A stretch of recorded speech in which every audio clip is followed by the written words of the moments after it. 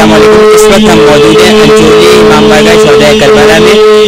आज अंजुमन जुल्फ़कार की जानिब से शबेदारी मुनक्किद की जा रही है। हमारे साथ मौजूद हैं शायर अहले बैत बैनुल अक़वामी शोहरत याफ्ता शायर जनाब रेहान आदिल साहब। अस्सलाम वालेकुम। वालेकुम अस्सलाम। रेहान भाई, आप इतने अरसे से दर अहले बैत की खिदमत कर रहे हैं और शायरी कर रहे हैं। आपका ये सफ़र, यानी ये इसके बारे में कुछ बताएं। हाँ, मैं क्या बताऊं। देखिए, जिनके दिलों में और जिनका लहू पाकीज़ा है, वो असल में अपने बारे में सिर्फ इतना कह सकते हैं कि मैं अपने बारे में ये बता सकता हूँ कि मैं मरकजी इमाम बारगाह लियाकताबाद में पैदा हुआ।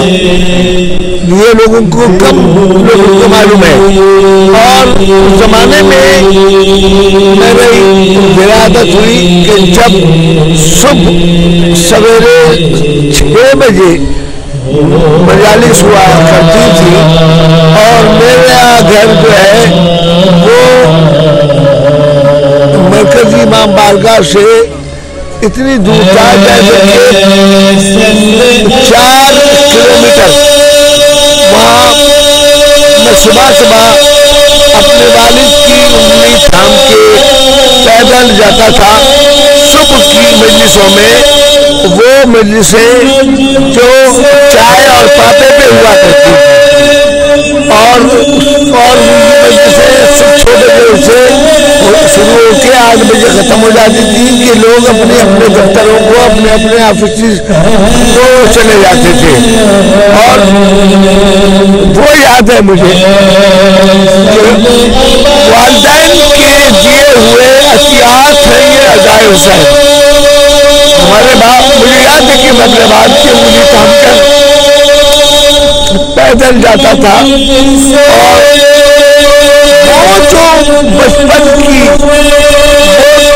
नमक पारे, वो नुक्ती दाने, वो सुबह की चाय का तबर्रुक आज तक जिक्र हुसैन और मोहब्बत अहले बैत के दिल में, दिमाग में और रग रग में लहू बन के दौड़ रहा है।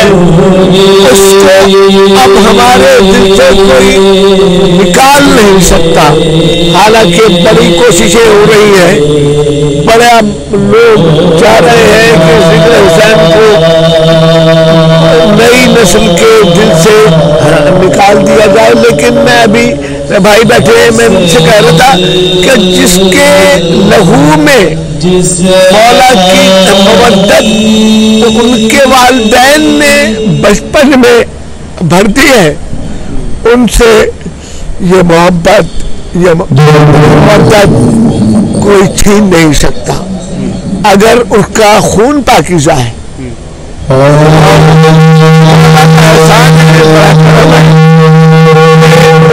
हमारे यहाँ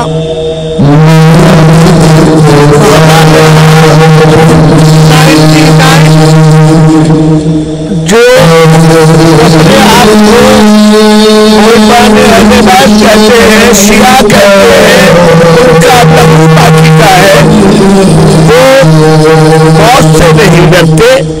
वो बच्चे, उन बच्चों को देखिए जो गर्मी के मौसम में, बारिश के मौसम में, सर्दी के मौसम में पैमाने से आकर की माएँ गोद में लेके जुलूसों में जाती है।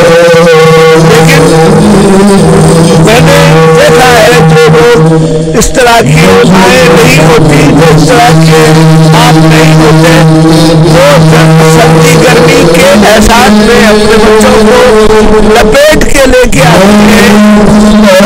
लेकिन ये समझाने के लिए देखो ये अलम है, ये कोई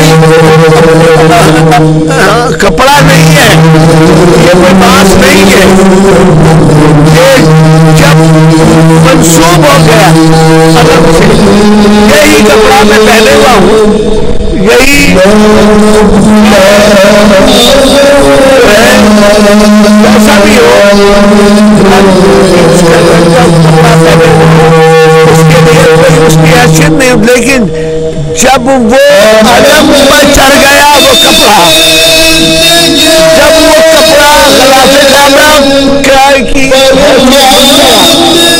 तो उसको चूमना वाजिब हो गया, चूमना वाजिब हो गया। शहर में कितने घोड़े टहल रहे, लोग उन पर सवारियां कर रहे, लेकिन जब उस घोड़े के कान में आजान दे दी गई, अकामत कह दी गई, तो अब वो घोड़ा नहीं रहा, अब वो सुनना है।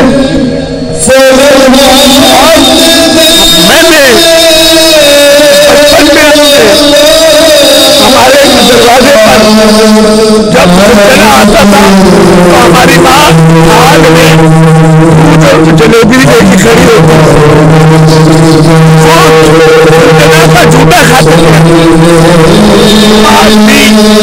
आज भी वो लहू बन के हमारे जुस्म में दौड़ रहा है।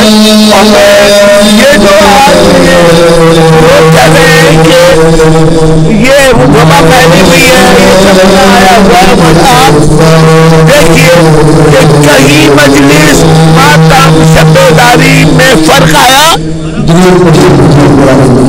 आज भी वो मौजूदा है जनाबे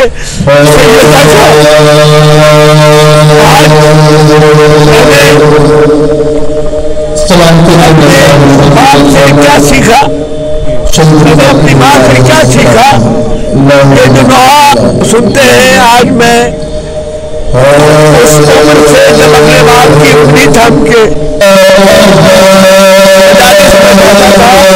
2.5 साल की उम्र से 2.5 साल की उम्र से, तो उसने मुझे लोहा लिखना सिखाया, मुझे ताकत करना सिखाया,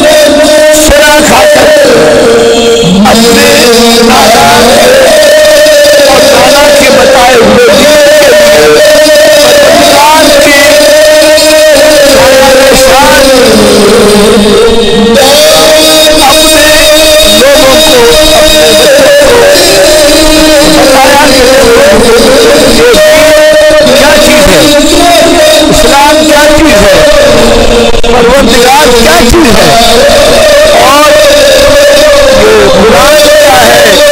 ये वो कुरान है जो मेरे बाबा ने नेता पर पढ़ के बताया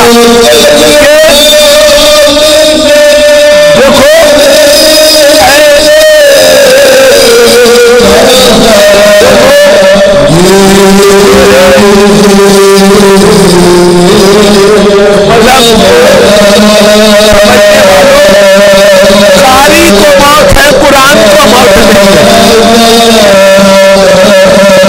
कुरान जिंदा रहेगा, चाहे रुके न जगह पर पढ़ा जाए। अल्लाह आप लोग को सलामत रखे और मेरा ये पैगाम पहुंचाइए कि बाबा